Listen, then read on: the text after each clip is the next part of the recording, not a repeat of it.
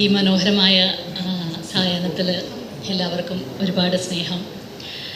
ശ്രുതിയോട് ഏറ്റവും അടുത്ത് നിൽക്കുന്ന കുറേ പേരാണ് ഇവിടെ ഇരിക്കുന്നതെന്ന് പറഞ്ഞു.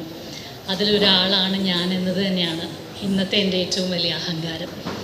അഹങ്കാരം എന്ന വാക്ക് ഞാൻ ഡെലിബറേറ്റ് ആയിട്ടാണ് യൂസ് ചെയ്യുന്നത്. കാരണം ശ്രുതിയെ ഞാൻ പരിചയപ്പെടുന്നത് ജൂൺ എന്ന് പറയുന്ന സിനിമയിൽ മായാ മിസ് എന്ന് പറയുന്ന ക്യാരക്ടറായി എല്ലാവരുടെയും മനസ്സൊക്കെ കീഴടക്കി നിൽക്കുന്ന അതേ സമയത്ത് തന്നെയാണ്.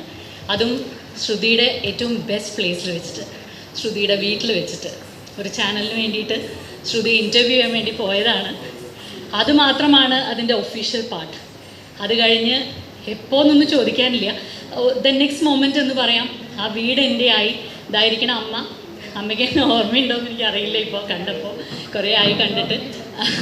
പിന്നെ ഇതാ അച്ഛൻ, അദ്ദേഹം അങ്ങോട്ട് ചൂണ്ടേണ്ട കാര്യമില്ല. നമ്മുടെ എല്ലാവരുടെയും കൂടെ ഇതാ ഇവിടെ എല്ലായിടത്തും എനിക്ക് ആ പ്രസൻസ് ഫീൽ ചെയ്യാം. വേറൊന്നും കൊണ്ടുമല്ല, ശ്രുതി എല്ലാവരും പറയണ പോലെ തന്നെ എനിക്കും ശ്രുതി എൻ്റെ അനിയത്തി കുട്ടിയാണ്. അനിയത്തി കുട്ടിയെ പോലെയല്ല, എൻ്റെ അനിയത്തി കുട്ടി തന്നെയാണ്. ഇപ്പോൾ നേരത്തെ ഗൗരി പറഞ്ഞ പോലെയാണ്, ഇടയ്ക്ക് വിളിച്ചിട്ട് പെട്ടെന്നുള്ള കുറേ പ്ലാൻസ് പറയും. ഞാൻ ഇത് ചെയ്യുന്നുണ്ട് ചേച്ചി എന്ന് പറയും. അതിൻ്റെ ഇടയിൽ പറയും ചേച്ചി കുറച്ച് വയ്യാന്ന് പറയും.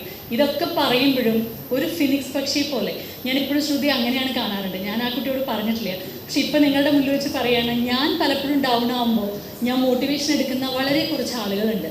അതിലൊന്ന് ഇച്ചി. കാരണം എന്താണെന്ന് വെച്ചാൽ ശ്രുതി എപ്പോഴും, ശ്രുതിക്ക് ഡാൻസ് ഫ്രണ്ടാണ്, ആത്മാവാണെന്നൊന്നും പറഞ്ഞാൽ ഞാനത് സമ്മതിച്ചു തരില്ല. ശ്രുതി ഈസ് ഡാൻസ്. കാരണം എന്ത് പറയുമ്പോഴും അവൾ പറയുന്നൊരു കാര്യം ചേച്ചി, ഞാൻ ഡാൻസിൽ കൂടെ എന്തെങ്കിലും ചെയ്യാമെന്ന് വിചാരിക്കുകയാണ്. ഡാൻസിൽ കൂടെ എനിക്കിത് ചെയ്തെടുക്കാൻ പറ്റുമെന്ന് എനിക്കൊരു തോന്നലുണ്ട് ചേച്ചി. ഇതേപോലെ ഇനി കുറച്ച് പേരെയും കൂടെ ഹെൽപ്പ് ചെയ്യാമെന്ന് വിചാരിക്കുകയാണ്. ആ ഒരു നിരന്തരമായ തോന്നലാണ്, ആ ഒരു ഇഷ്ടമാണ് നമ്മളെല്ലാവരെയും ഇന്ന് ഈ ഒരു വൈകുന്നേരം ശ്രുതിക്ക് വേണ്ടി ഇവിടെ ചേർത്ത് നിർത്തുന്നത്. ഇനി തുടർന്നാണെങ്കിലും ശ്രുതി അപ്പോഴും നോക്കും, ശ്രുതിക്ക് ഒരു കമേഴ്ഷ്യൽ ആയിട്ടുള്ള ഒരു ഇൻട്രസ്റ്റ് അല്ല. എനിക്ക് ഇത്ര ഷോസ് പിടിക്കണം, എനിക്ക് അത് ചെയ്യണം ഇത് ചെയ്യണം എന്നല്ല.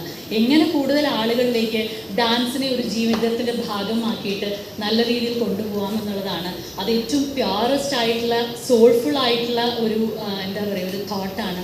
അപ്പോൾ തീർച്ചയായിട്ടും അതിന് നല്ലത് മാത്രമേ വരാൻ പാടുള്ളൂ. അപ്പോൾ തീർച്ചയായിട്ടും രാജശ്യാമ, താങ്ക് യു രചന. രചനയുടെ വാക്കുകളിൽ നിന്നാണ് ആ വാക്കിൻ്റെ അർത്ഥം എന്താണെന്ന് മനസ്സിലായത്.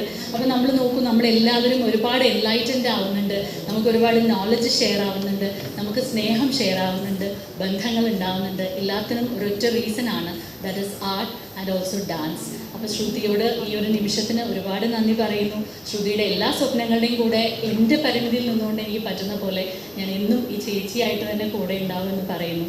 Thank you so much.